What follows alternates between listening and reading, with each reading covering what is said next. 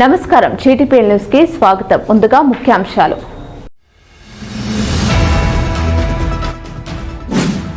Community contact తో ప్రజలకు భరోసా, ప్రజల భద్రతే పోలీసుల ప్రధాన లక్ష్యం. రామగుండం సిపి అంబర్ కిషోర్ ఝా వెల్లడి.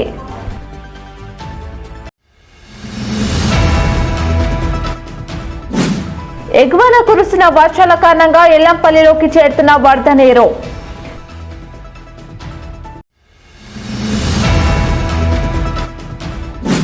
విద్యార్థులు యువతలో మేధాశక్తిని పెంచడానికి క్విజ్ పోటీలు ఉపయుక్తంగా ఉంటాయి. ఐఎన్టీసీ జాతీయ నాయకులు బాబా సలీం పాషా వెల్లడి.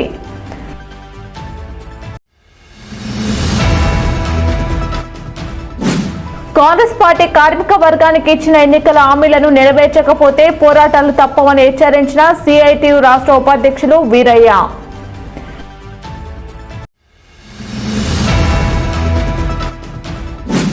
కృషి కళా సంస్థ ఆధ్వర్యంలో ఘనంగా జరిగిన జానపద కళోత్సవాలు.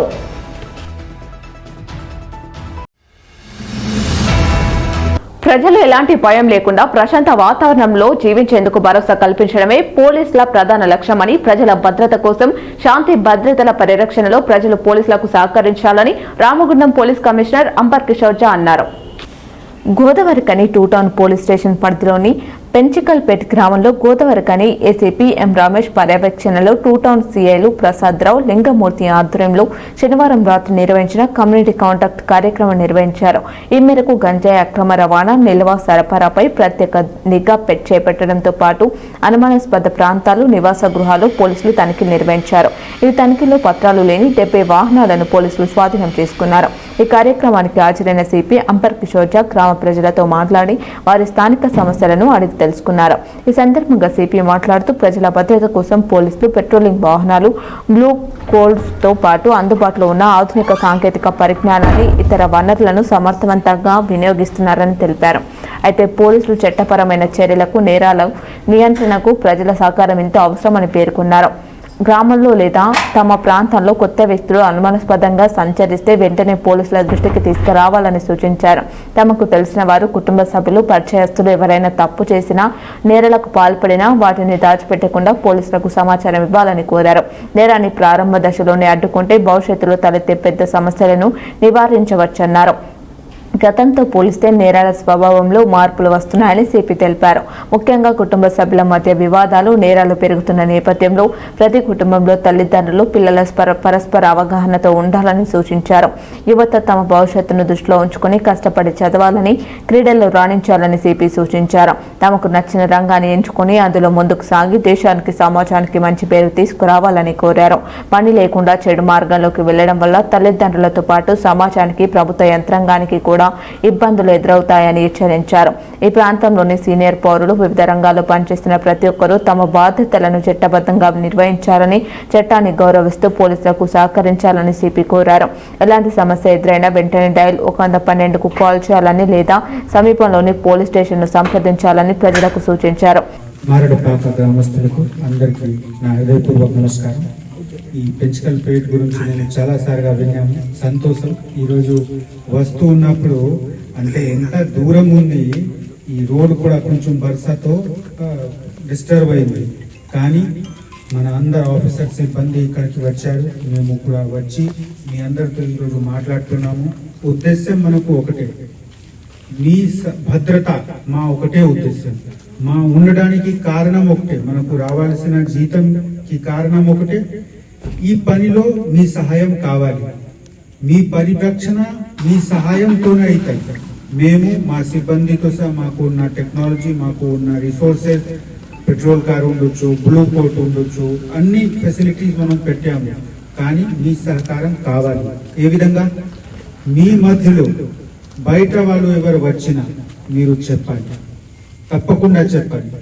సెకండ్, మీకు తెలిసిన వాళ్ళు, మీ ఫ్యామిలీ వాళ్ళు, మీ చుట్టుపక్కల వాళ్ళు తప్పు చేసినా, నేర చేసినా మీరు బయట తీసుకురావాలి. ఎందుకు? ఈరోజు వారు వేరే వాళ్ళతో చేస్తే రేపు తప్పకుండా మీతోనే చేస్తారు. నేను 10 సంవత్సరం ముందు ఎస్పీగా చేశాము వరంగల్ పెద్ద జిల్లాలో. అప్పుడు చాలా తక్కువ క్రైమ్ చెప్తే వరంగల్ జిల్లాలోనే చాలా తక్కువ క్రైమ్. కానీ అదే ప్రాంతంలో నేను 10 సంవత్సరం తర్వాత సిపిగా వెళ్ళినప్పుడు జిల్లా చిన్న అయింది, కానీ క్రైమ్ చూస్తే చాలా పెరిగింది. నేనే ఆశ్చర్యపడేవాడు. ఈ క్రైమ్ లో కూడా ఫ్యామిలీ మధ్యలో అంటే కొడుకు, తల్లి, తండ్రి, మాత అందరి మధ్యలో ఉన్న విషయం చాలా ఘోరంగా పెరిగింది. సో మీరు అందరు మీ ఫ్యామిలీకి మంచి సెట్ చేయాలి. యువకులతో నా ఒకటే ఆశ, కోరిక, మీరు ఈ దేశంకి గౌరవంగా ఉండండి. మంచిగా క్రికెట్ ఆడండి, మంచిగా ఎగ్జామ్ క్వాలిఫై చేయండి, మంచిగా మీకు ఇష్టం ఉంటే ఒక రాజకీయ నాయకుడు ఉండండి. ఏ పని చేసినా మంచి వెనుక ఉండండి, తప్పకుండా మీకు దేశం గుర్తు పెడతారు. కానీ మీరు పని లేకుండా వేరే పని మీద పోతే, భారంగా ఉంటే మీ తల్లిదండ్రికి కష్టం, మీ చుట్టుపక్కల వాళ్ళకి కష్టం, ప్రభుత్వంకి అంటే మనము అడ్మినిస్ట్రేషన్ లో ఉన్న మాకు కష్టం. దయచేసి మీరు మీ బాధ్యత అర్థం చేసుకోండి. మీరే రేపు ఈ దేశంకి భాగ్యం. మీరు మంచిగా ఉండండి. మీరు మంచిగా కండక్ట్ చేస్తే, పని చేస్తే, నేర్చుకుంటే మేము మీతో సహా ఉన్నాము. మీకు ఏ విధంగా ట్రైనింగ్ కావాలి, మీకు ఏ విధంగా సపోర్ట్ కావాలి, బహుశా మన ద్వారా లేకపోతే మేము ఇతర డిపార్ట్మెంట్ తో మాట్లాడి, ఇక్కడ సింగరేణి చాలా మంది సింగరేణిలో పని చేసే వాళ్ళు ఉన్నారు. సింగరేణికి చాలా మంచి ఫెసిలిటీస్ ఉంది. మీ అందరికీ ట్రైన్ చేసుకోవడానికి, మీ అందరికీ మీ స్కిల్ నేర్పించుకోవడానికి, ఈ సమాజంలో మంచిగా ఒక గౌరవంతో ఉండడానికి రావాల్సిన మీకు ఆదాయం తీసుకురావడానికి వరకు, మీకు తీసుకువెళ్ళడానికి, ఆ లెవెల్ వరకు తీసుకువెళ్ళడానికి మేము సిద్ధంగా ఉన్నాము. మాతో సారండి, మెహనత్ చేయండి, పని హార్డ్ వర్క్ చేస్తే తప్పకుండా సక్సెస్ ఉంటుంది. సెకండ్ నా రిక్వెస్ట్, ఇక్కడ అందరు సీనియర్స్ వాళ్ళు కూడా ఉన్నారు, చాలా మంది రకరకాల పని చేస్తున్నారు. మీరు కూడా మీ పనిలో చట్టం పాటించుకోవాలి. డ్రైవింగ్ ఉండొచ్చు, లేకపోతే రిజిస్ట్రేషన్ ఉండొచ్చు. అంటే ఈ విషయంలో మనకు బండి రిజిస్ట్రేషన్ ఉందని కొనాలి, చిన్న విషయం. కానీ రేపు మీకు ఇబ్బంది లేకుండా మీరు ఈ విషయం తప్పకుండా గుర్తుపెట్టాలి. నాకు ఒక మాట చాలా సాటిస్ఫాక్షన్, ఈ సీసీటీవీ కెమెరా ఉందా, సంతోషం. అంటే ఈ భావన ఉంది.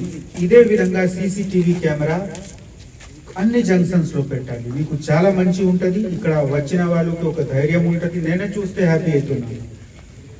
కానీ ఈ విధంగా సీసీటీవీ కెమెరా మీరు అన్ని చోట్ల పెట్టుకోండి.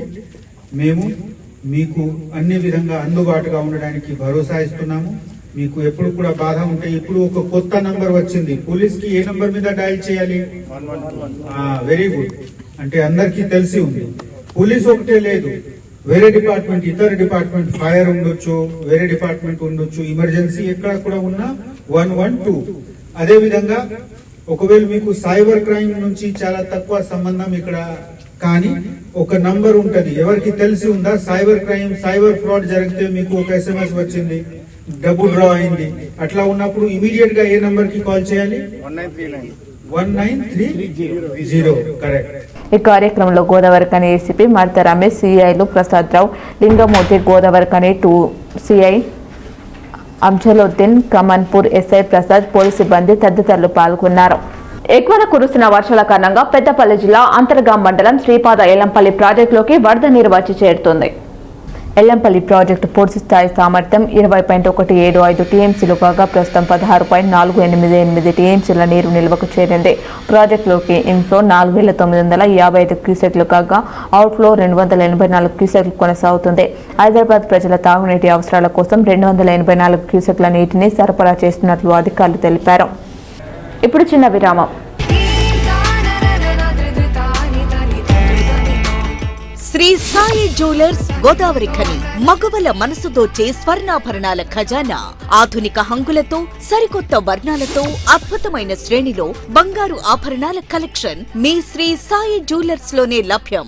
916 BIS హాల్ మార్క్ కలిగిన బంగారు ఆభరణాలు, గాజులు, కడియాలు, నెక్లెస్లు, వడ్డాణాలు, చైన్స్, ఉంగరాలు, బ్రేస్లెట్స్ మరియు వెండి పూజా వస్తువులు మరియు వెండి వస్తువులు లభించును. బ్రైడల్ కలెక్షన్స్ తో సరికొత్త డిజైన్లతో ధరను మర్చిపోవచ్చు, కానీ నాణ్యతను ఎన్నటికీ మరువలేం. బయట షాపుల కంటే తరకు మజూరీ చాలా తక్కువ.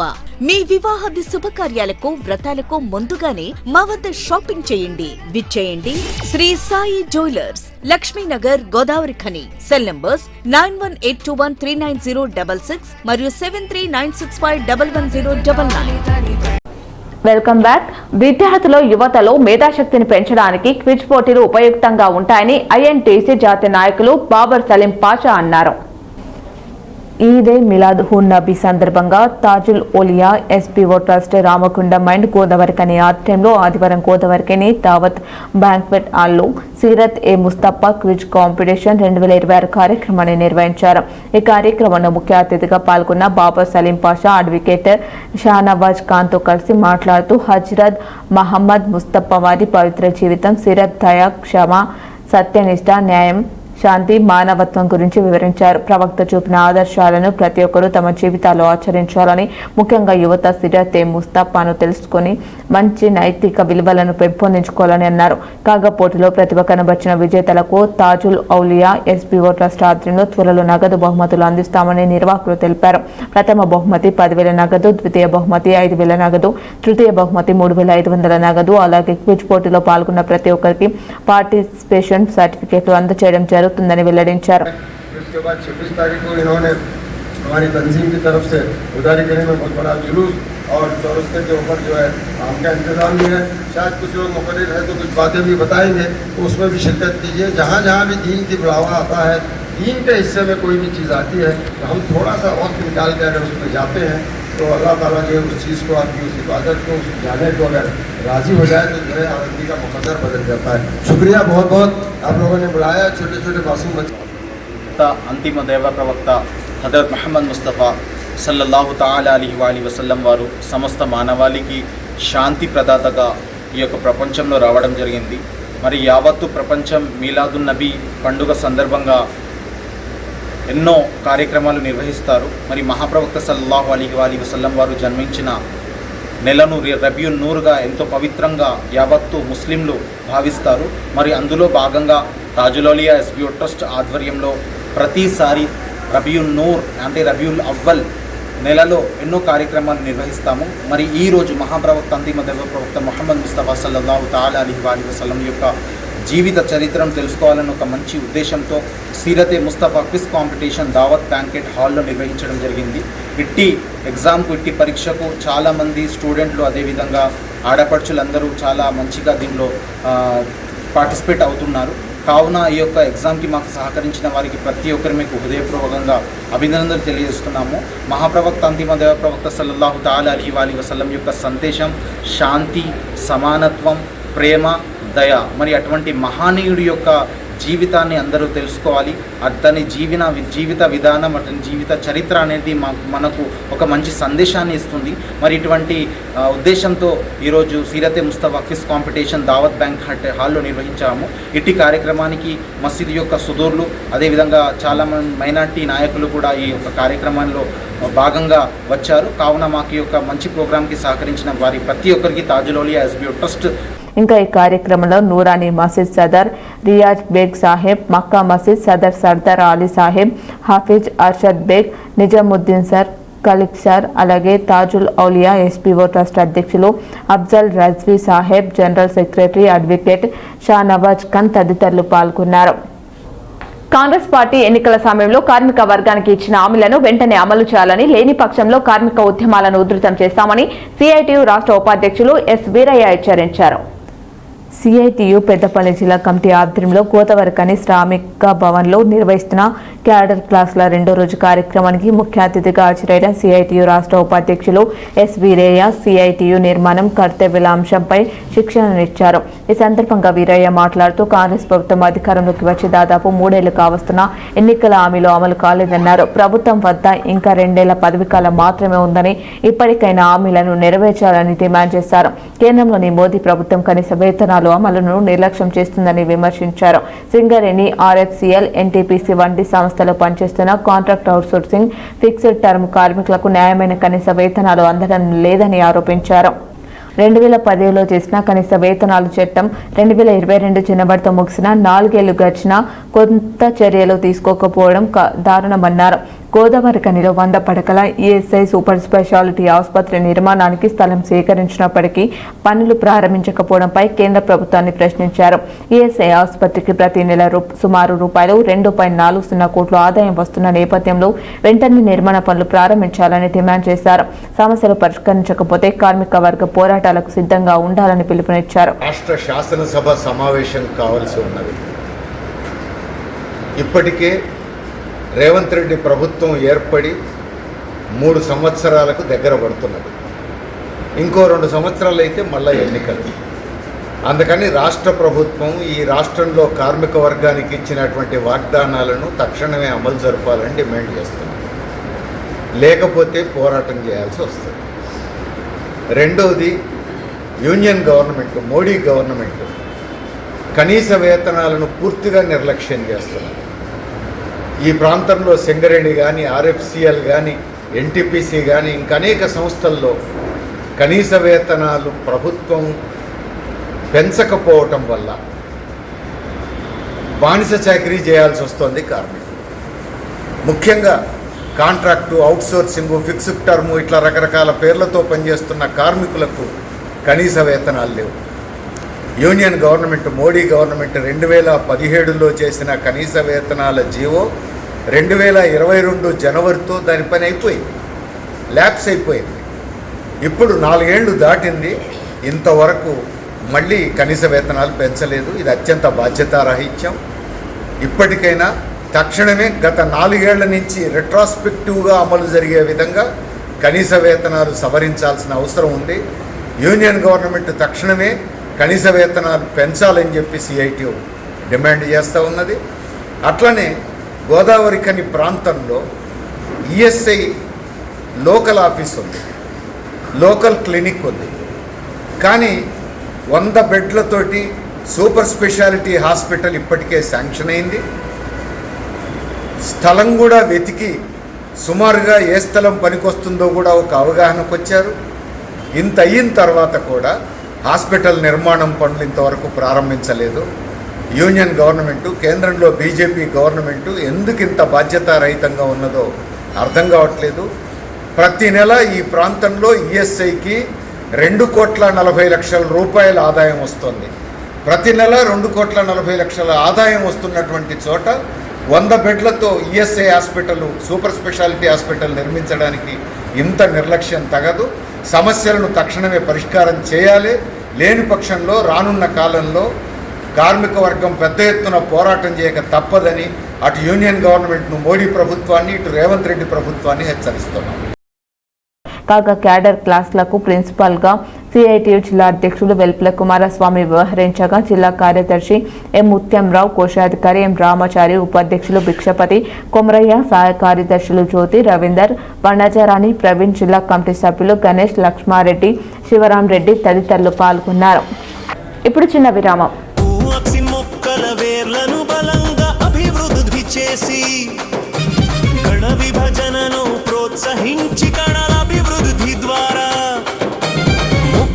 దృఢంగా పెరగేలా చేస్తుంది.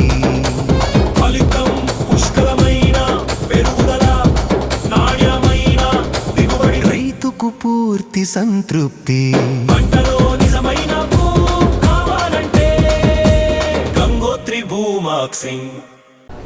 Welcome back. శనివారం ప్రపంచ జానపద కళల దినోత్సవాన్ని పురస్కరించుకొని కృషి కల్చరల్ అకాడమీ ఆధ్వర్యంలో గోదావరిఖని ఆర్టీసీ డిపో సమీపంలోని శ్రీ వెంకటేశ్వర స్వామి కళ్యాణ మండపంలో జానపద కళోత్సవాలు ఘనంగా నిర్వహించారు. సంస్థ వ్యవస్థాపక అధ్యక్షుడు, సీనియర్ కళాకారుడు కాశీపాక రాజమౌళి జ్యోతి ప్రజ్వలన చేసి కార్యక్రమాన్ని ప్రారంభించారు. కళాకారులు జానపద పాటలు, నృత్యాలు ప్రదర్శించగా పాల్గొన్న కళాకారులందరికీ ప్రశంసా పత్రాలు, జ్ఞాపికలు అందజేశారు. జానపద కళా రంగంలో విశిష్ట సేవలు అందిస్తున్న కుంబడి ఉజ్వల, ఆరెల్లి లక్ష్మీకళ, కనకం శంకర్, చిలక సమ్మయ్య, పులిపాక జానయ్య, పొనగంటి రాజనర్సు, అమరకాని శ్రీనివాస్, బొమ్మక్క వంశీ, చెనకామ రాజనర్సు, నేరు దేవయ్య, శానకొండ రవీందర్, మొలుకూరి సమ్మయ్య, అంబాల రాజయ్య, జాలికప్పు రాజు, వడ్లకొండ రవివర్మలను జానపద పురస్కారాలతో సన్మానించారు. ఈ సందర్భంగా రాజమౌళి మాట్లాడుతూ తల్లిదండ్రుల నుంచి సంక్రమించిన జానపద కళ వారసత్వాన్ని కొనసాగిస్తూ సింగరేణి ప్రభుత్వ సామాజిక కార్యక్రమంలో ప్రదర్శనల ద్వారా ప్రజలను చైతన్యపరుస్తున్నామని తెలిపారు. కనుమరుగవుతున్న జానపద కళ రూపాలను కాపాడేందుకు ఉత్సవాలు నిర్వహిస్తున్నామన్నారు. వ్యవస్థాపకుడు చిట్టూరి రాజరత్నం స్థాపించిన సంస్థను సభ్యులందరి సహకారంతో మరింత ముందుకు తీసుకెళ్తామని చెప్పారు. వ్యవస్థాపక ప్రధాన కార్యదర్శి సింగరేణి కార్మిక కళాకారుడు కనకం రమణయ్య ఆలపించిన ప్రాచీన జానపద గీతాలు ఆకట్టుకున్నాయి.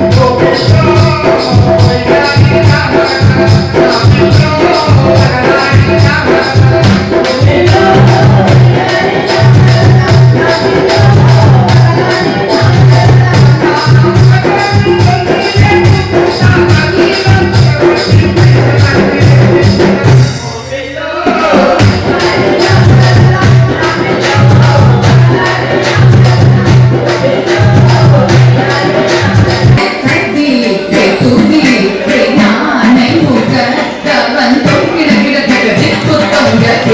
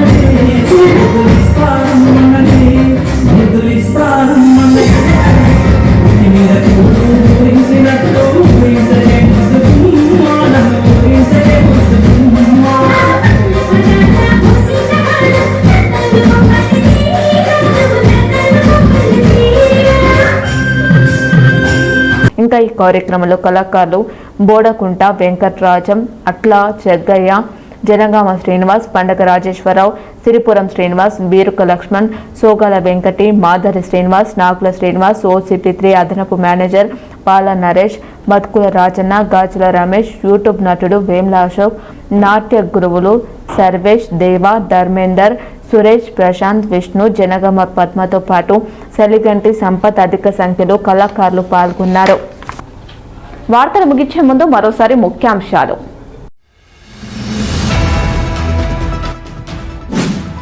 కమ్యూనిటీ కాంటాక్ట్ తో ప్రజలకు భరోసా, ప్రజల భద్రతే పోలీసుల ప్రధాన లక్ష్యం. రామగుండం సిపి అంబర్ కిషోర్ ఝా వెల్లడి.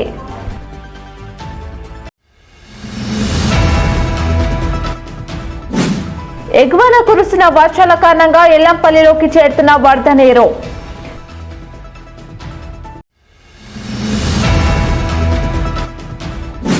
విద్యార్థులు, యువతలో మేధాశక్తిని పెంచడానికి క్విజ్ పోటీలు ఉపయుక్తంగా ఉంటాయి. INTC జాతీయ నాయకులు బాబా సలీం పాషా వెల్లడి.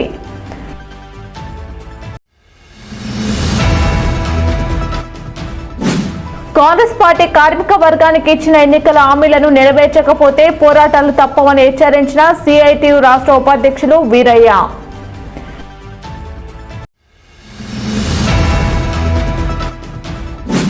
కృషి కళా సంస్థ ఆధ్వర్యంలో ఘనంగా జరిగిన జానపద కళోత్సవాలు.